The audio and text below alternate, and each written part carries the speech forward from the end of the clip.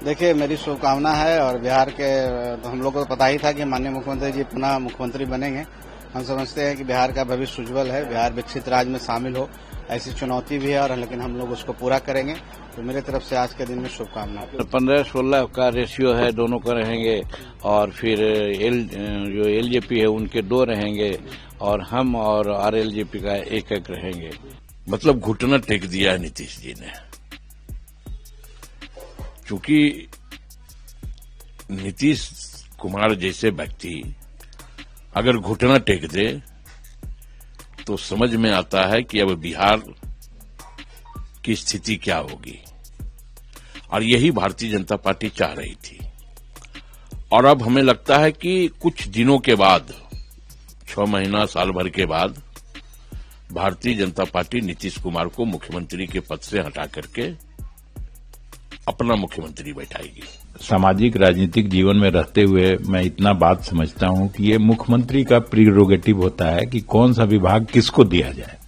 और जब उन लोगों ने तय किया है और बीजेपी बड़ी पार्टी है तो दिया है, अच्छा है। हम उनको शुभकामनाएं देते हैं और उम्मीद करते हैं कि बिहार में जिस तरह से गुंडा राज स्थापित हुआ है पिछले कई सालों से, उसमें सुधार आएगा।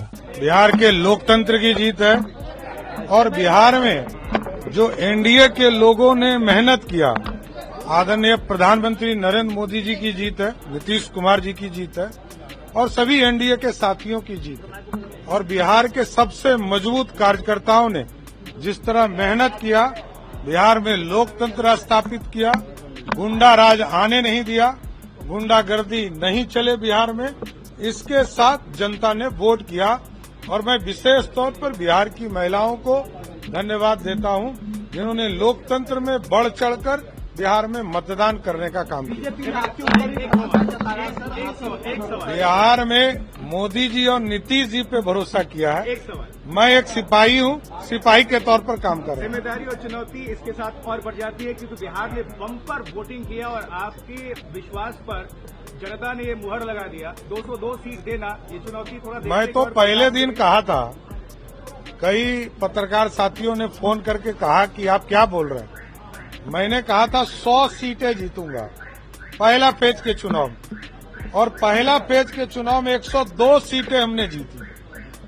आप सोचिए, इतना एक्यूरेसी हम लोग के वर्कर ने जो रिपोर्ट दिया कि हम 100 सीट जीतेंगे और 102 सीटें जीता हम लोगों ने पहला फेज में। यही समझिए कि हमारा संगठन, हमारे लोग बिहार की जनता के साथ काम कर रहे हैं। एक सवाल, विपक्ष को क्या मैसेज? धन्यवाद। सर, अब बंगाल की बारी है क्या? इसके बाद बंगाल की बारी है।